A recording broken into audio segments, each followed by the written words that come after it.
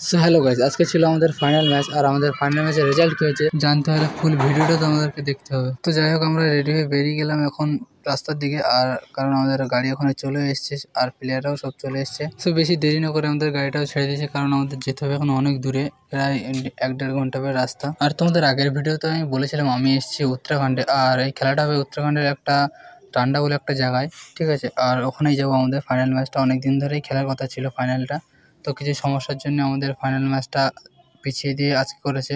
তো যাই হোক, আমরা যাচ্ছি গাইস, আমরা প্রায় 1-1.5 ঘন্টার গাড়িতে থাকার পরে আমরা চলে এলাম ফাইনালি আমাদের গ্রাউন্ডে, ঠিক আছে। তো তোমাদের ভেতরে গ্রাউন্ডগুলো আমি দেখাবো, তোমরা দেখতে থাকো। আর আমাদের সামনে আছে সব প্লেয়ারগুলো, আর আমি আছি এখানে। আর এখানকার গ্রাউন্ডের কথা যদি বলি, যথেষ্ট ভালো গ্রাউন্ড এখানে, ঠিক আছে। তো দেখলেই বুঝতে পারবে। সো গাইস, ফাইনালি আমাদের খেলাটা শুরু হয়ে গেছিলো আর আমরা ফার্স্ট হাফে 1 গোলে হারছিলাম, কিন্তু আমরা সেকেন্ড হাফে আমরা সেই গোলটা শোধ করে দিই। কিন্তু আমাদের কপাল খারাপের জন্য আবার 1 গোল খেয়ে যাই, যার জন্য আমরা 2-1 ম্যাচটা লস করে ফেলি, যার ফলে আমরা রানার্স হয়ে যাই।